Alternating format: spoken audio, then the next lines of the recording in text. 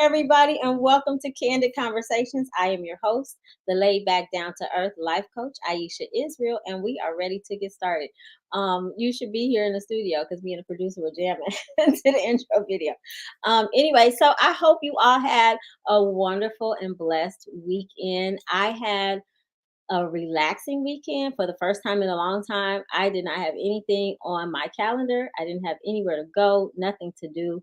So of course there's always something to do, but just that I didn't have any scheduled obligations just kind of felt good. So those are far and few in between for me. But hopefully you had a fun weekend. I saw so many posts over the weekend of people in their very beautiful and some very interesting costumes. So I know some of you are probably out having a good time tonight as well. Um, I have, oh, what I did get a chance to do. Okay, so I put a post on Facebook because I'm not really a news watcher, but I do often go to my Facebook page to post things for the show or just something funny that I've seen. And so I saw just this outpour of rage regarding Kanye West and something that he said. So I put a post on Facebook asking, like, what in the world did he say? Because I just kept seeing a lot of opinions of what he said and how they felt. And I already know that he is an outrageous personality, and so he's kind of one of those either you love him or you hate him kind of guys. So I just kind of wanted to know. And in the responses, there was so much opinion. And then I finally, anyway, got a chance to watch the video. So somebody said you have to watch this Drink Champs video. And I'll be honest, I didn't finish it. It's long. And then toward the end, people's words started to get slurred. So, but anyway, I wanted to say that I'm guess I'm shocked that people are shocked at just what he says sometimes. But hopefully, I think that in the end, maybe we can come together and come to a conclusion because I think that his intent was misinterpreted. I'm not saying that what he said was okay or how he said it. I do think that what he said was offensive.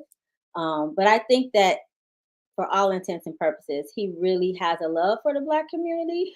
Some of y'all probably will not agree with me. But I feel like he does think that as a whole, our community is mm, not treated fairly. And so I think that he's just trying to voice his opinion, but I don't think he always does a very good job of that. Don't know where his PR people are. But anyway, nonetheless, it is time for us to talk to and meet our boss chick of the evening. She is a lovely human being. She is an award winning graphic designer. She owns her own company, and we're going to hear about that along with her journey.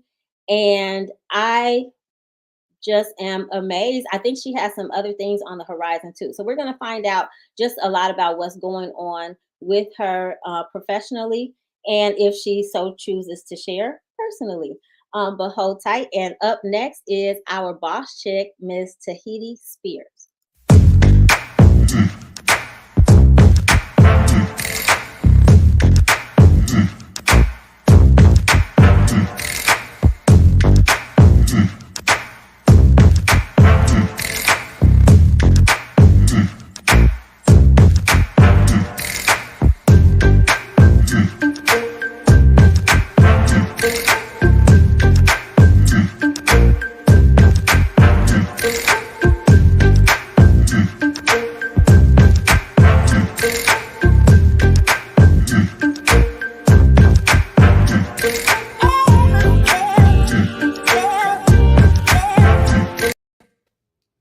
Hi there. Hi. How are you today? Amazing. I cannot complain. Everything is divine. Awesome. I love to hear things like that. It is so good to see you. I'm glad that you made it. I know things are busy. I keep seeing you have new things going on. So I'm looking forward to hearing about what you have exciting and new. I'm trying to think. I remember, you probably don't remember the very first time that we actually connected. I Um, you do? do. Oh, okay. Because I don't remember what business I was on at that point, but I know I needed help with a website. Yes, I I do. remember that. And so you have since taken off uh, since long ago with the website. So I want to hear about how you came to be the owner of. Now, how do you say it? Is it 0514 or is it? Yes, it's 0514, but I rebranded it to basically have the word like "oh" like as a surprise element to it. So it comes off the same as 0514. Some people say zero, but I'm like, let me correct you. That's why I rebranded it so people could enunciate it the way that they do when I present myself. Okay. Well, cool. So I'm going to give you a moment to just kind of introduce yourself, tell us who you are, and then I will get into some specific questions. Okay, well, I'm Tahiti, and as you have stated, graphic designer. I've coined myself as an art director now because I've put my foot into different spaces as far as content and marketing, even like brand strategy or strategic like consulting. I'm trying to figure out how to like branch or add that tier specifically to my service. Okay. I've been designing for at least 8 years. This whole concept pretty much came about from my family's grooming. We were raised on the concept of whatever you're good at or what people compliment you on or, what comes to you easily, you gotta figure out how to bottle it up Yeah. and sell it. And Yeah. that's what I was groomed to, learn or just, like, take as a vibration. So I realized, and my parents did as well, it was like, "Oh, she's just an artistic, creative kid. We have to figure out where can we put her in order for her to leverage where her work will never really feel like work." I feel like a big kid that just gets paid to do exactly what she loves. Um, it's been a journey, definitely for sure. I've worked in many different pockets, but I think I've always stayed in the creative realm, which I can say I think I'm more of the lucky ones. Whereas like some people go to college and then you realize they get out, they went to school for biology, but now they're in like marketing. Like it's a total Yeah. opposite, range. And it was like, well, I went to school for exactly Yeah. communication and graphic design, and I end up, using my degree to that point. But me being in this specific profession, I always tell people nowadays, I'm like, I don't know if I specifically needed college, but I think it benefited me just because I think it helped me elevate to exactly where I am today. Okay. And so, where did you go to college? So I went to Western Illinois for my undergrad. Funny enough, I went there for horticulture because my high school was agriculture. So I did do a little oopsie. My parents' primary advice as far as you just got to figure out what you're good at and make a profit off of it. But then I later went to Columbia for my master's, which gives me the opportunity to become a professor, which I have done in the past and actually this year. Okay. Now, question, because I've heard that Columbia College in Chicago, right? Okay. I've heard that Columbia has a lot of great connections when it comes to the artistic world or in the field of design. Did you find that to be true? I don't know. I'm just No, I found that to be very because basically where I went from undergrad, they gave us the tools, but they didn't give us the skill.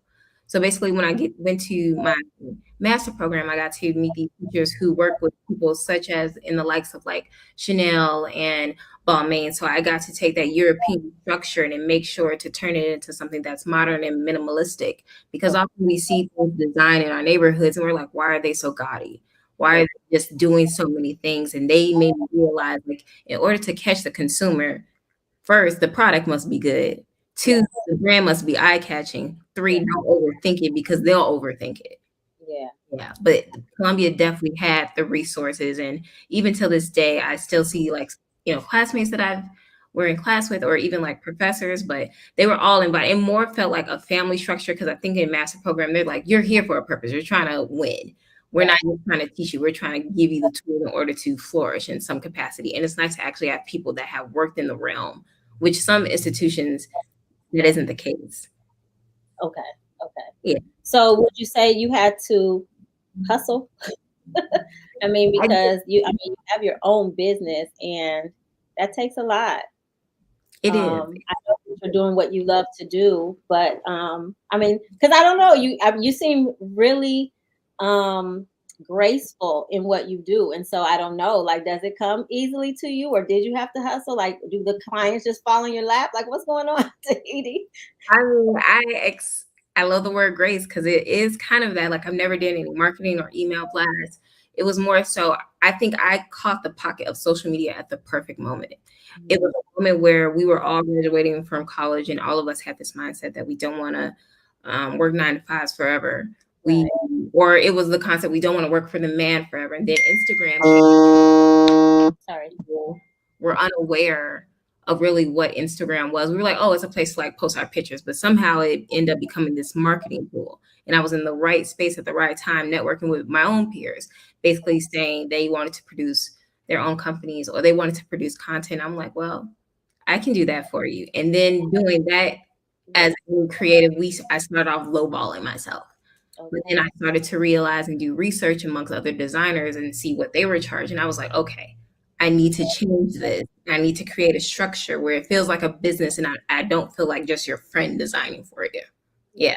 So I got the grace of it all. I came in the right time in order to flourish. Okay.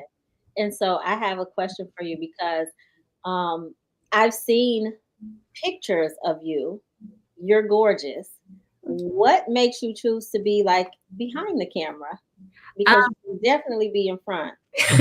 On my personal page, I have become more in front of the camera. And it's funny you say that. A lot of people have mentioned that until they meet me in person. They're like, I had no clue that you were the person behind my emails or behind the situation. And I think the reason why I have done that, or why now I have become more comfortable coming out with it, prior to it was if I met up with, we'll specifically talk about men, if I met up with a man, it's like now we're no longer even talking about the business. Now they're engaging as far as like, what do you do on your downtime? I'm like, aren't we here to have like a meeting? So even within my business, I created a structure where you don't technically have to meet me Oh, unless it's necessary. So it's like it takes like 5 steps to actually get here.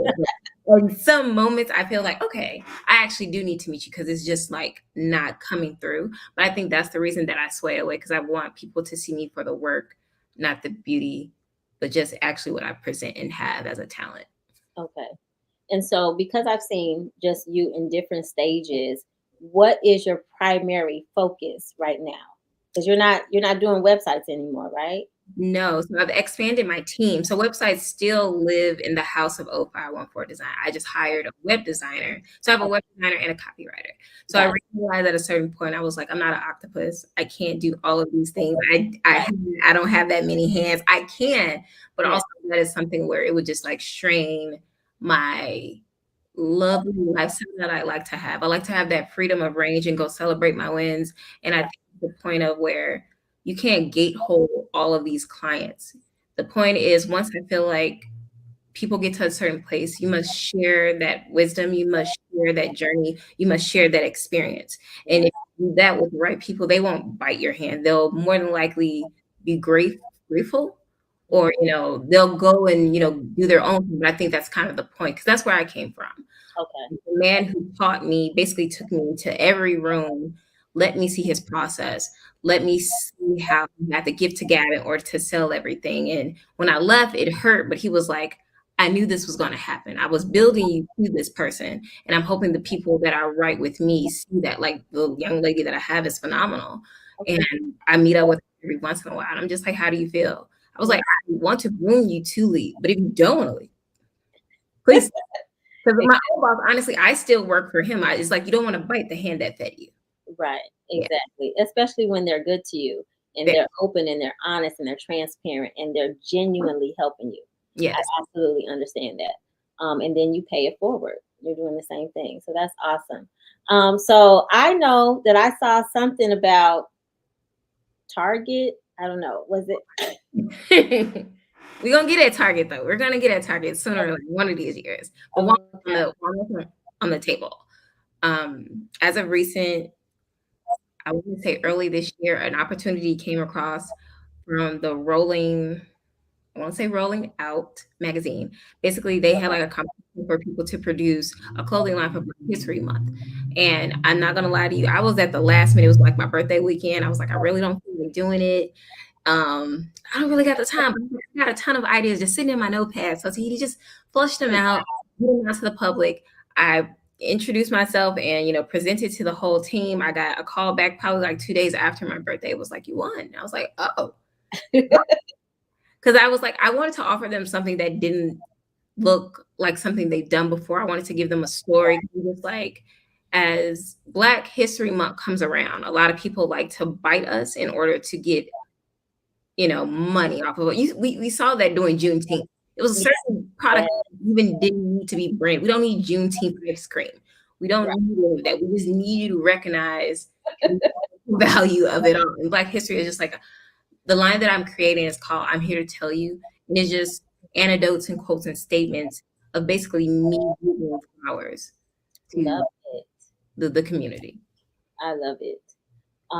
I know that I have other questions, but for some reason, right now, what was I going to say to you? Well, okay, so there, I always ask everybody who comes on to do the boss chick interview, in your own words, what makes you a boss chick?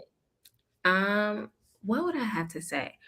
I got the best compliment actually from a lady when I was coming from an award show and I had took my mom out to eat. She said, I went to your stylist, and your stylist basically just told me you're like such a girly girl. She was like, she doesn't hold anything. She's gonna share with you whatever's going on, whether it's perfume, cologne, the clothing, or something like that. But I think what makes me quote unquote like this boss chick is I don't see you as my competition because I also want you to win.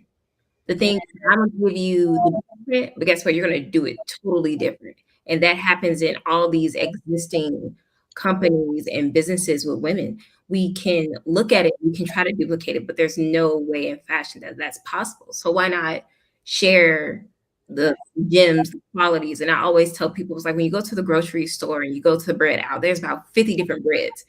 There's someone still out there about to make another bread company yeah, because there's an opportunity for all of us to win. So I yeah, think that's what makes me a boss. I never see women as my competition. I'm a girly girl where I'm just like, what are you missing? Maybe my resources can help you.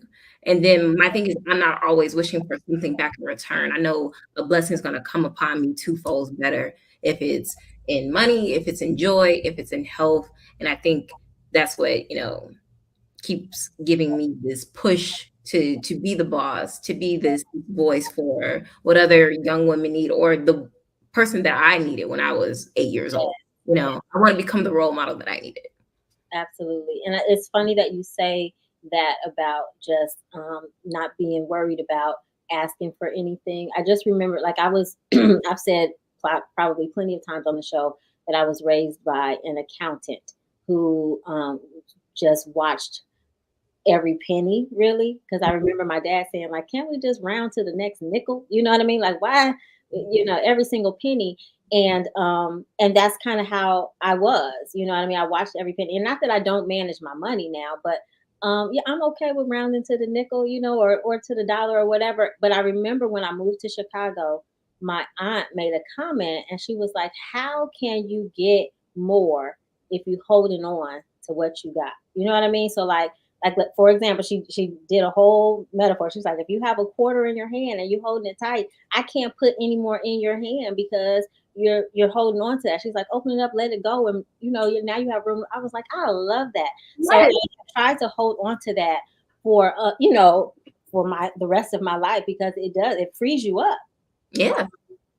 So I love that. I love that sentiment. I love that way of thinking. And probably the best thing I learned since moving to Chicago. And so we are getting ready to move into the next segment. So I would like to know if there are any nuggets or, information that you'd like to leave for an aspiring boss chick, someone who is looking to level up.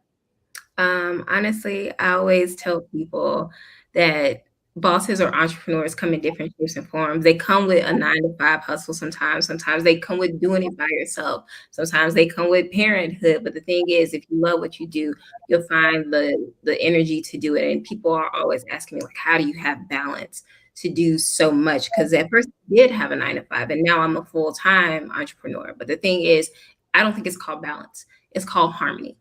Sincerely, it's like an orchestra. Like we all play different parts and different roles to make this beautiful musical, and that's basically what I'm doing. I'm finding the harmony and the balance to make my life as soft girl or as boss as I want it to be. And Okay. lastly, I always tell people like pick a quote that you can live by and don't sincerely let it go. And mine personally is chase your dreams because you might catch one. Love it. It stays with me because I'm like, if I dream it, I believe it. Or right now, as I'm sitting in my home, I have a whiteboard, and all my friends know. They was like, "When Tahiti writes something on that whiteboard, it's going to happen." So I'm like, Oh, gather your dreams and your affirmations because they do actually, manifest and blossom into something if you truly believe in them. I love it. Well, thank you for that. Now, I know you said there it takes 5 steps to get to you. So, how would somebody be able to use your service? What information do they need? Um, you can either follow me on Instagram, which is 0514 design, exactly just like that. Okay. But or you could go to the website, which is 0514.design. I'm making sure everything's branded right aligned. Also my email, easy to get to. But if you get to any of those two platforms, you can contact me. And I always tell people before you ask me a ton of different questions, just fill out the creative brief because after that, all the questions you have will be answered, the process, the price, the end goal, the timeline, etc. That's why I always tell people it takes about 5 processes to actually get to me. And it Yeah. also gives me the time to breathe, to realize like if we are the best fit. And I always tell people if we aren't, I'll never leave you hanging. I will for sure connect you with someone that I think best fits your necessary needs because some people come to graphic designers thinking we do everything. I'm like, I'm not a photographer. I can't do that. I can't do that for you. But that's not my skill set. So I don't want you to be mad if it didn't come out, the way that you want it. But Okay. I would say my Instagram or my website personally. Okay, awesome. Well, that is Miss Tahiti Spears. Thank you for coming on. I would like to invite you to stay. We have girl talk later on in the show, and we answer relationship questions over wine. Okay. Well, do I stay or do I come back? Well, up next is going to be the spotlight, and if you just hang tight, we'll be back in the studio after the spotlight. I'll wait. All right, thank you. All right, everybody. Up next is Vanessa. She's finally here. I'm so excited with the spotlight on education.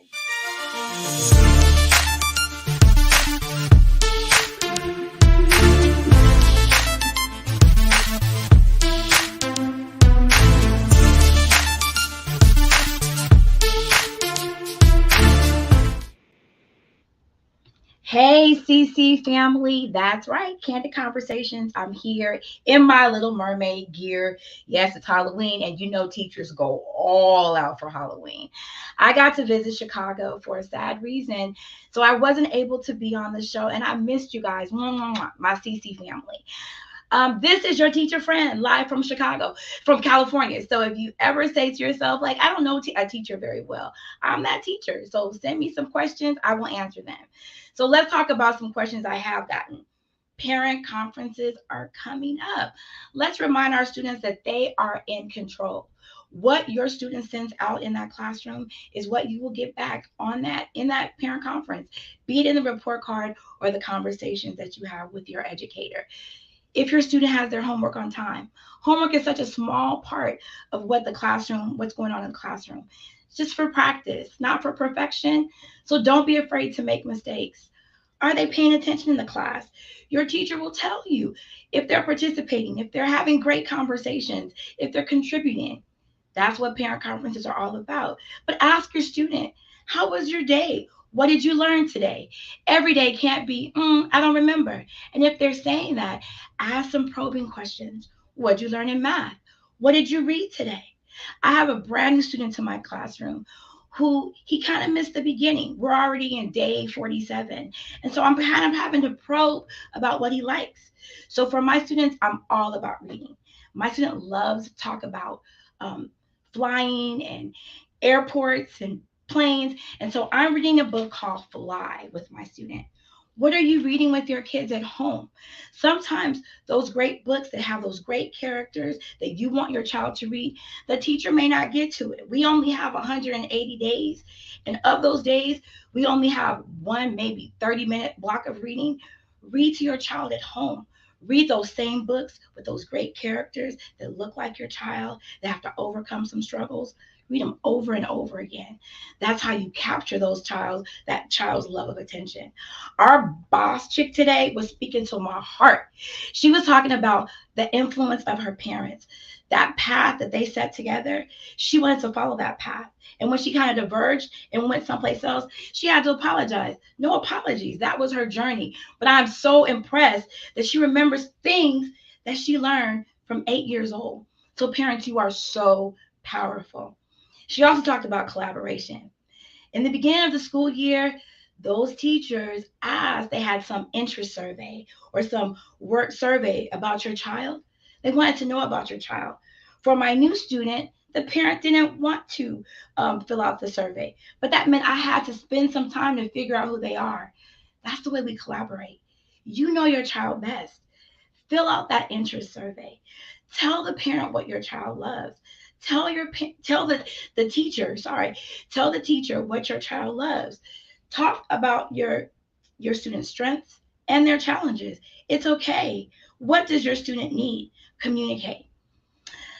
All right. So we're in collaboration. We're on parent conferences. Now I'm going to tell you a big secret. There is no conspiracy at the school against your child. If you feel like, I feel like that teacher doesn't like my child, I doubt very seriously.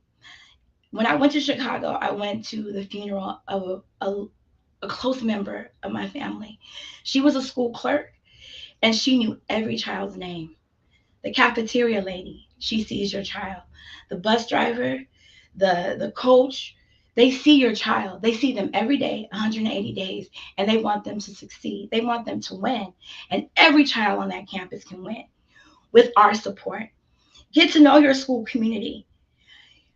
Those people on that campus, like my cousin, will be those lifelong aunties. They'll come to the graduation parties. They'll celebrate their wins. They'll help you with their losses, whatever you need. So we in education want your child to win and succeed. So let's win. Let's work together. See you later, CCs. Thank you, Candid Conversation family. First and foremost, you need to have your wine. Oh, yes, it's time for Girl Talk with Dawn B, Latanya,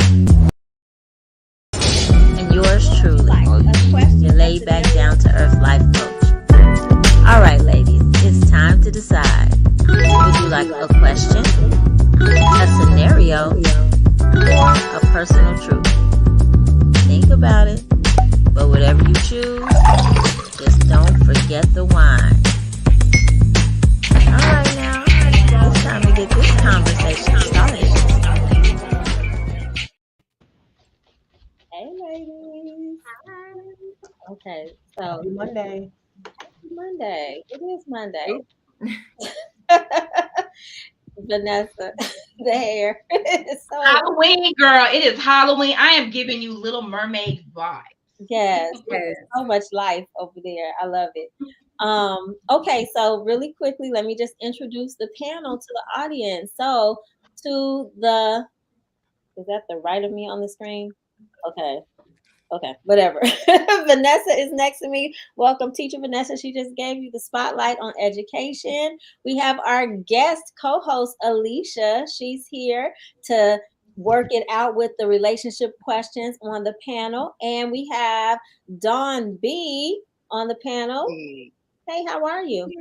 Amazing. How y'all doing? Okay, good. And Tahiti Spears, she was our box chick this evening, and she's going to join us and help us answer questions. All right, so this is how Girl Talk goes, ladies. We have a choice of a question, a scenario, or a personal truth that we're going to answer. And so when it's your turn, you get to choose one of those, and you get a chance to answer uninterrupted. And then when you're done, the rest of us will chime in at leisure. All right. So Vanessa, you're next to me on the screen. So lucky you, you get to go first. Ooh, let's do three scenarios. The scenarios. Let's do scenario. Okay. You ready? Your scenario. Yes. Okay. All right, ladies, I do not know what to do. My husband is constantly on his phone. I've talked to him about it on so many occasions. I've told him how I feel and how I constantly feel like he chooses his phone over me. and our kids. If I ask him to take the trash out, he has to get on his phone first. When he comes home from work, he immediately goes to the bathroom and sits on his phone. When I ask him to help me pick up around the house, you guessed it, phone first. His family comes over and he's on his phone the whole time. I can't take it anymore. I cannot keep having the same conversation about the phone. What do I do? What would you do? Ooh, well, first of all, I think they need to get your book in of silent suffering because this is a compulsive, obsessive personality, and they need to figure out when you have somebody who's obsessed and compulsive about something, what is on that phone? Like, what's going on? Is he working? Is it part of his job? Because he needs to get paid for all these hours he's working overtime. Um, and what is that distraction about? What's all that? It's a lot. And when you marry somebody, that's a partnership.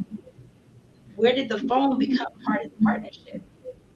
Mm, so, I don't know. Okay. So could I do it? No, no, no, no.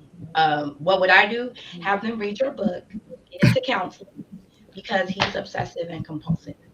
That's what I love it. Thank you for the plug. I appreciate that. Um, Anybody else have what would you do? There's I don't really have anything to offer to that because I'm the person on the phone. So I'm gonna listen for the stuff y'all. Maybe I'm obsessive and compulsive with the phone. I don't know. Yeah. Okay. It might be a habit too. Like he's addicted. Sometimes it's a habit, and you got to break the habit. But it seems like he doesn't even want to break the habit. It's a total disregard. So divorce. If he on the phone playing, make sure you put him off before you do the divorce.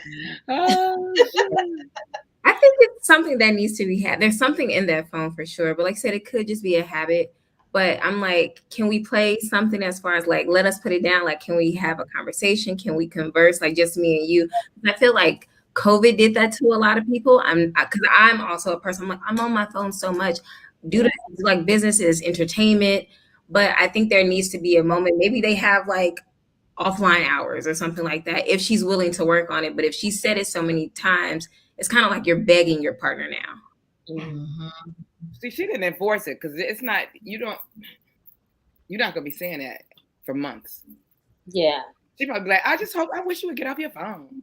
Nah, get off your phone. Well, you know what? I don't. So I'm probably the person on the phone more, but both of us are on the phone a lot. But I hear my husband. He's like, okay, you on the phone again. Sometimes I have to clarify. Okay, right now I'm posting flyers for the show. Right now I'm responding to an email. Right now, you know what I mean? I don't just like go hide on my phone or just ignore my husband. And then I do try.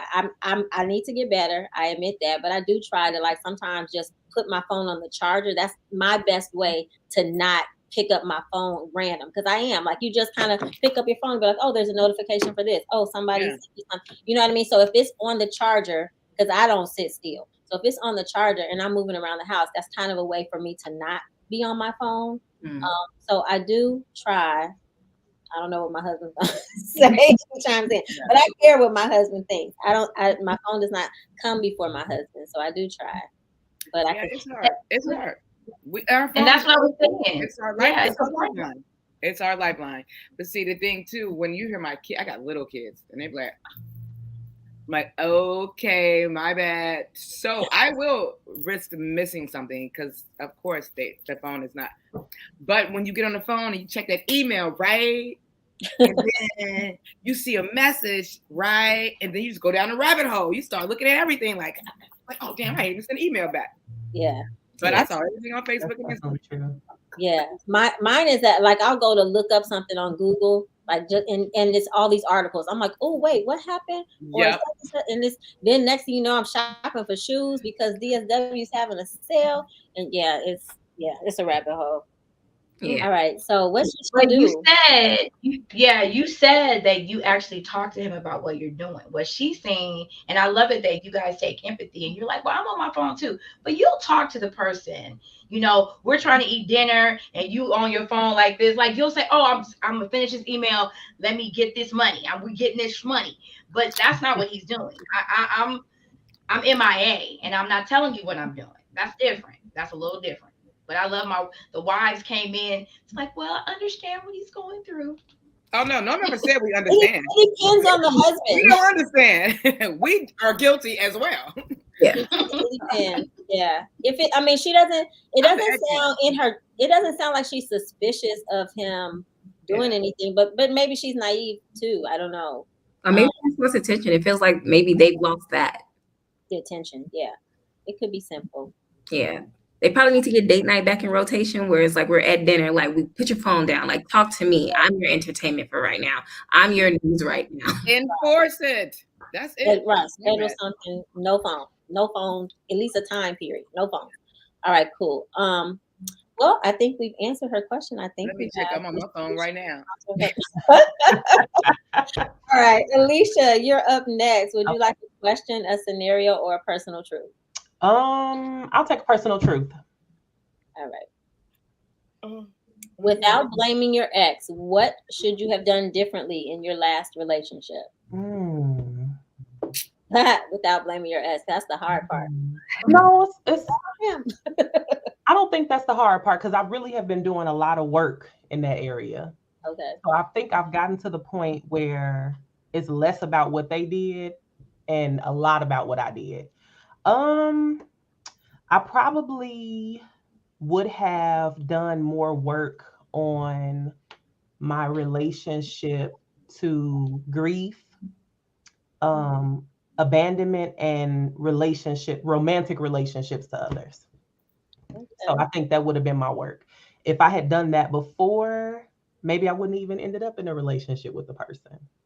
And so then I wouldn't even be having the conversation about them as an ex. So for me, I think that's what I would do. And I think when you get past the initial pissed offness, if that's a word, creative. Once you get past that initial pissed offness, you like, damn, you seen the memes where you pull the mask off and it's like the real villain was, and it be you.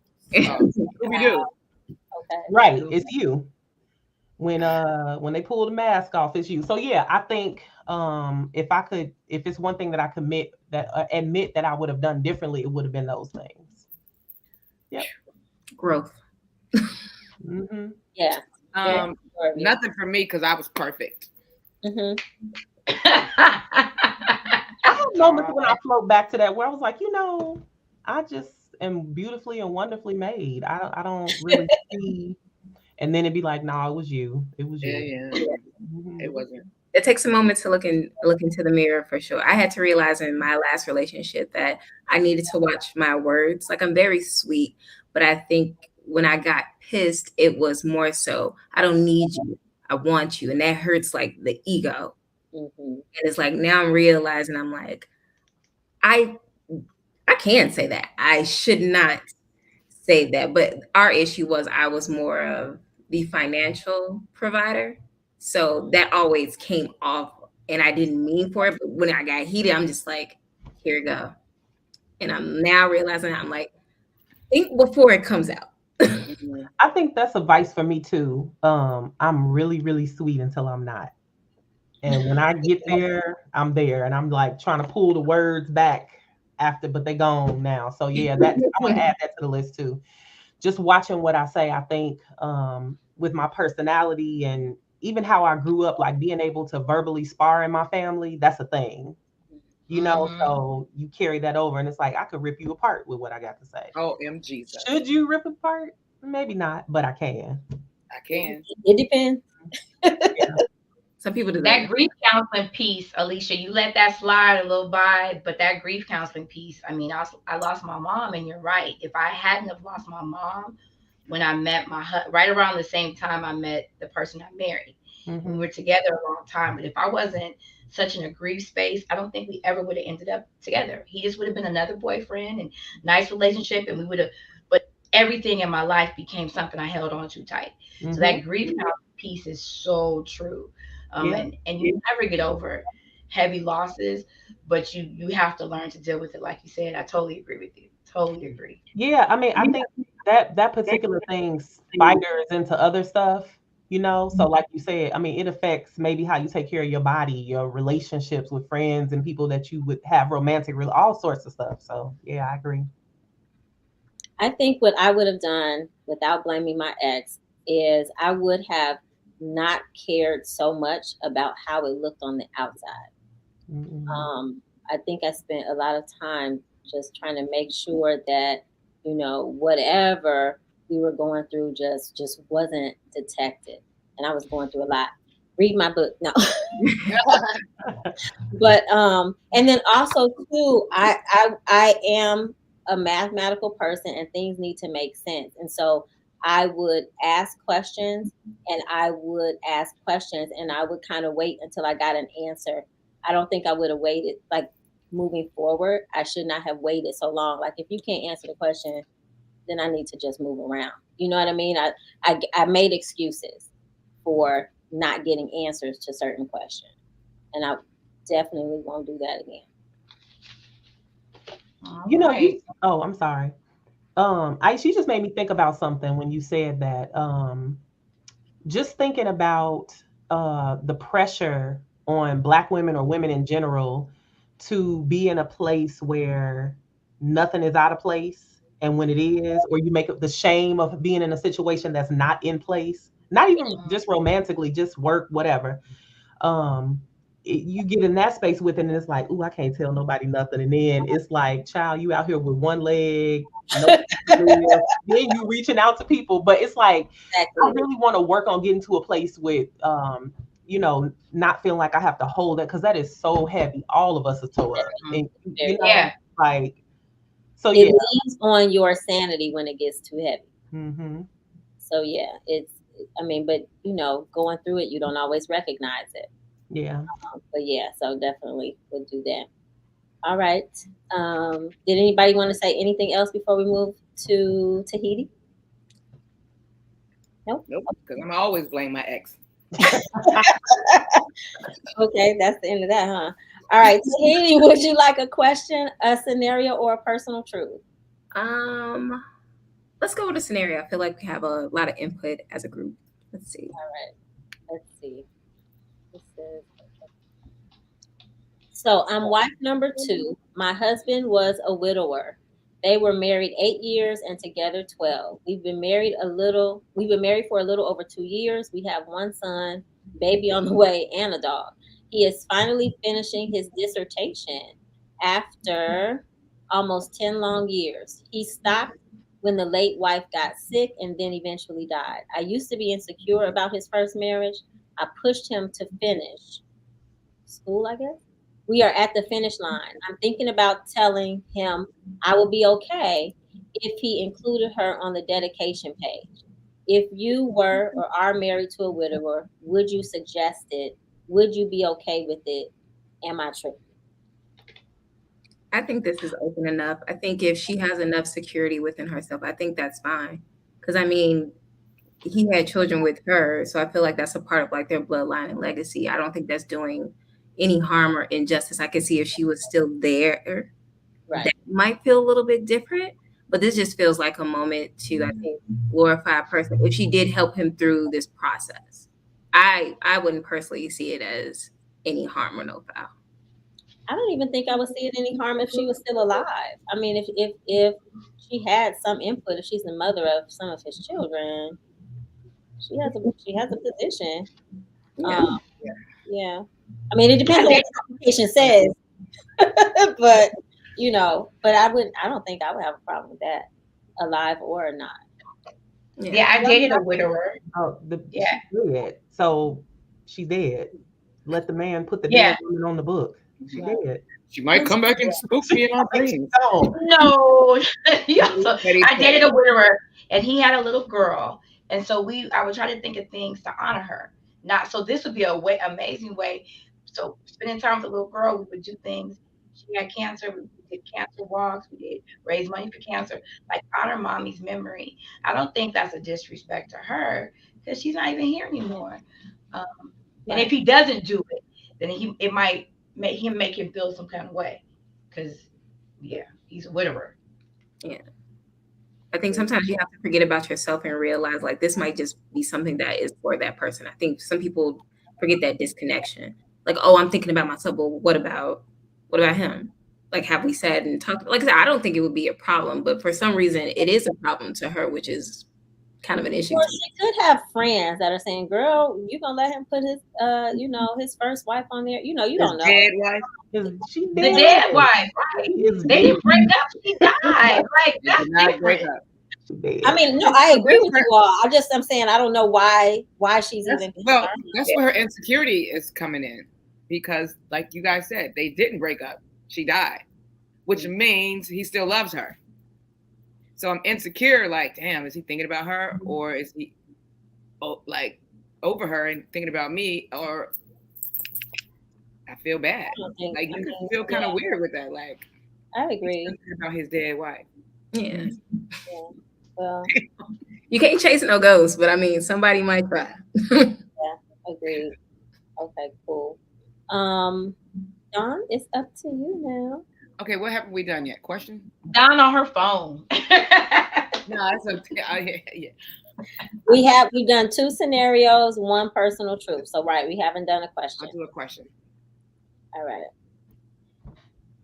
Ladies, where does fat shaming end and taking responsibility for our health begin? Oh, This question. Where does fat shaming end? It ends at the gym. I cannot. It ends when your fat ass think you a big girl. What? Really a fat chick. I don't know. Because big girls are like little kids that didn't cry when they fell off their bike. Like, you're such a big girl. But the adults be like, I'm a big girl. No, you're not. You fat. But I don't know where it ends. I don't fat shame. I don't. You just fat shamed all over the last minute. That came from being thin growing up. I was so thin, and people would say so much skinny jokes that they thought it was funny, but I was actually very hurt. Like, it made me super self-conscious. I did not wear shorts until I was like in my 20s. So mine was the exact opposite. So that's where I came up with the fat girl jokes. Like, what the? Like, huh? I said, did you really? You came up with the fat jokes? Because I was being accused of just being too thin to win. It's strings hanging from your skirt. I'm like, so you were lashing out because somebody. And I'm just like, y'all, like. So you were thin. So you were body shamed. So it's like, when does body shaming? When does body shaming just end? Right. Period. Like, we don't want a body shaming. Exactly. I mean, because some people are just built thin as hell, and some people are built big. This is true. But some people do not. I think that fat shaming ends when you stop over. Because when people be eating, like, come on. But I think where we go wrong is that we assume, like you said, some people are built differently. We assume that because somebody is shaped a certain way, that they are out of control with their eating or something. Unless like you that. see them. We really don't know. Sometimes in my older age, I've learned about thyroid conditions and diabetes, and there are different things. And woman weight. And water weight. And look, just getting older. My woman weight came early. I mean, not early, but when we get a certain age, we get a certain weight. I think, well, I never know if people are telling the truth or not, but sometimes, you hear people say, girl, you look good in that, when they don't really look good in it. You know what I mean? Like, just don't say that. Like, why lie? Those aren't your real friends. That's Yeah. that is somebody that is sincerely just letting you go out and do your own thing. But I think shaming honestly comes from like people that have placed it on you as a child and whatnot. Is the piece of confidence that you sincerely have to find. Like, I've always been a quote unquote very juicy and thick child. So it was always like, why does she look so grown? Why is she wearing that? Like, I couldn't wear shorts. I had to wear capris, or like, lots of men had to be distracted away from me. But it's like, as I got older, my mom always put on me. She always told me, she was like, you're beautiful. You just built this way. She's like, that's just our family bloodline. There's nothing you can do about it. You can't look like your skinny counterpart. You can't wear the top like she would. Grit your stomach flat, but you about to catch an eye of a 20-year-old. So I think it's built at home and in that household is the confidence of the parents, where I think it starts, where it's like, you don't even hear the shame anymore. Like, I hear people used to say like, oh, she's thick, or, oh, you're on like 5 pounds of getting fat, quote unquote. But I'm just like, I'm healthier than you. I can run 8 miles around you. So I'm like, the appearance doesn't matter. Right. It's the internal. So you have to build yourself within to deal with the attack you were going to get, because the attack is coming. And that goes back to the question, where does body shaming? And like, it's not about her being healthy, because I believe it. Like, I believe you're out there. Some of us are just, I've never been a size 6, never. Even at 8, I had a booty. That's what it was. And you're right. Instead of people like, oh, we out here looking fast, I'm just wearing what other little kids are wearing. I just happen to have a booty. And if that old man is looking at me, that's on him. That's not on me. Don't body shame little Black girls because they're brown. But on the other end, my mother wasn't letting me just eat anything. You know, she would be like, we allergic to soda. We're not allergic to soda. She just didn't want us to drink soda. So as a result, I didn't grow up drinking soda or, you know, having salt, because she had high blood pressure. So I built how I am because of what it is, not because I ate myself thick, you know. So, I struggle with that question, because the way that it's worded, it's almost like the fat shaming has something to do with your personal responsibility. You know what I mean? I think for the person who's on the receiving end of the fat shaming, it has to come to a place where you realize that these comments, whether you're fat or skinny, are external things. And you have to focus on the things that you are in control of and the things that are internal in order to deal with what may be manifesting with you physically. You know what I mean? Yeah, but at 5, you don't have that ability. Huh? But at 5, you don't have that ability. No, I mean, well, you definitely don't have it at 5, but I'm more so talking about like today. You know what I mean? But that's when it ends. It should end at children. Just stop. Any comment about anybody's weight and body hurts. You eat like a bird. Well, do you want me to eat like a whale, like your big ass? See, that's what I'm saying. It's like, damn, which way does it? So I agree with you, but that's not how I understood the question. I thought that was about fat shaming only. I just say stop. Back up. Yeah, that was all fat shaming. Okay, so it says, ladies, where does fat shaming end and taking responsibility for your health begin? That's about a fat person being unhealthy. Yeah. And I wonder, like, I don't know if the person who wrote it is somebody who has been fat shamed or feels guilty, or that question sounds like this. When are we going to stop fat shaming, and when are fat people going to take responsibility for their health? That is kind of so it's like a double-edged sword, really. Yeah, so we can stop fat shaming. When are fat people going to take responsibility? Yeah, that's what that question is. I think so I do see that side of it. I feel like that has been the remedy for people when they're confronted with fat shaming, like, okay, well, be healthy. But I think when you break that down, that's an apple and orange conversation, because personal responsibility is completely separate from whatever you say about me. Personal responsibility, personal opinion about self, all that is, you know, separate of you fat shaming. You know what I mean? And so I think to even compare that is on the end of the person doing the fat shaming, it's like that ain't got nothing to do with it. The person who's receiving it, it's like you got to work to a place. Because I mean, it's just like the idea of how we dress. Somebody brought that up, right? It's unfair that women are put in a position because I'm shapely too. So I can remember being 8, 9, like, you know, and I'm like, damn, I'm having to put on 12 panty girdles to go to church. But this a grown man that needs to control himself. Like, what are we talking about? So I feel like you just can't talk about. I think it should be a conversation of like ending fat shaming, personal responsibility for health. That's separate to me. Separate thing. Yeah. I hear you. Yeah. Okay. Damn, I picked a lack question. John, I do agree with you though.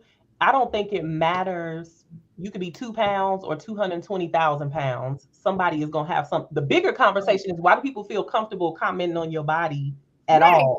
Let You me ain't know. living in this mug. I'm living in it. So, I Yeah. don't do it. I talk a lot Well, of I mess. will say this. I think, I don't do well, it. right. I think it depends. To answer your question, Alicia, I think it has to do with what you're doing with it. So, like you're saying, you're shapely, and there's nothing you can do about that. Cool. But when you're intentionally, like Lizzo comes to mind, and the basketball game that she was at with her butt cheeks out. So, people saying that was inappropriate, they automatically went to fat shaming, and I didn't think that at all. I just thought it was inappropriate. You know what I mean? Like it's a family show, kids are there, and I didn't think that that was Yeah, appropriate. It didn't you. have anything to But do the with her rest of the weight. world was But talking I'm about her. saying, I'm struggling with if it was that. a skinny girl doing that, that's not a Rihanna problem. had the I same struggle outfit because I'm on. like, if it Nobody was said a skinny girl, I don't know that it would have blew up like that. No, It it would might not. have. It might not have blown up like that because people responded. But I'm saying for me, skinny, mid-sized, big, that's not appropriate at that place. It's appropriate somewhere, but not there. Yeah. So that was my. Well, I didn't have a say on it at all, but I just saw like a lot of comments, and I was like, why do people immediately go to fat shaming when what she wore just wasn't cool? I agree. Fashion has been completely just blurred as far as lines. People don't know how to dress appropriately for certain things. Like what people like to call BBL fashion has went out of the pocket. Like if we go to like a nice restaurant, why you got so many holes in your dress right now? I don't need to see a vagina with my steak and my mac and cheese next to it, honestly. Like Not No. vagina and the steak. quality. You know, it's not Miami. Do whatever you want to do. It's cool. There's certain places and certain standards that exist. So I agree with you. Lizzo wasn't wrong, but it's the scenario and the facility where it doesn't fit. Yeah, like a party, a beach, cool. Lizzo was wrong for putting that big ass in that outfit. Stop it. Okay, I'm gonna take a question. I'm gonna get y'all shut down. Okay. You can cancel me. I'm trying to decide between a question and a personal truth. I'm gonna go with a question. Why do men in relationships hate the idea of counseling so much? I don't think all men hate the idea of counseling so much, but speaking from, I mean, I've only been married twice. I really didn't see the need to go to counseling with anyone else besides husbands. And my first husband, we went to counseling. Like he went to the first session, and that was it. And he just, I remember him saying that the counselor was taking my side, and so he wasn't going back. Yep, that's what happened to me. But men don't like talking about feelings at all. We don't teach our men, or our boys, our sons, our men. They don't have like emotional, and that's Dawn. I believe it, but we need emotional levels of emotion, and men just don't get into that. And you're right; they assume that the counselor is going to take your side because usually you're logical. And they just want to be like, well, I did what I did because it was what it was. Like, no, okay, let's have a talk and let's talk this out. And why are you? But then oftentimes the counselor will take their side as well. So maybe in one scenario, the counselor will say, well, that makes sense. But they don't want to hang on because they know a lot of times they're doing stuff that's out of pocket. So I don't want to have another rational adult talking to y'all, talking rational. With a little bit of sense that makes sense. Right. Logic and numbers, and that don't make no sense. That's going to make this relationship better. That don't make no sense. But I also think it's probably because the women are the ones who make the suggestion. Like, how often does the husband say, let's go to counseling? Right? Often. Really? In my America, yeah. I suggested for my ex-husband. Like, we were still married. He went, but then we went together. It was cool. He went by himself. Then it was going to be my turn. He couldn't take it. She was coming for me, is what he said. So now that we are divorced and we can't, he hates me because he didn't go to counseling.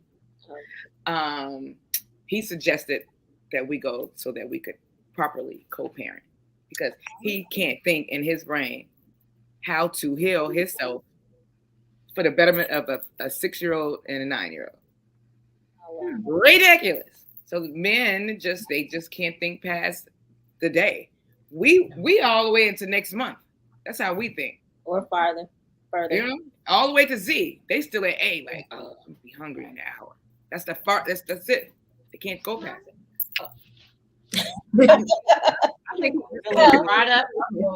Right. dealing with a lot here too, like Right. culturally, and not just the men, with us too. Like you go to therapy, like I don't know if y'all read Michelle Obama's book. She like, let's go so this woman could tell you that you're wrong and you can get your life together. She said that, and like that's what she expected therapy to be.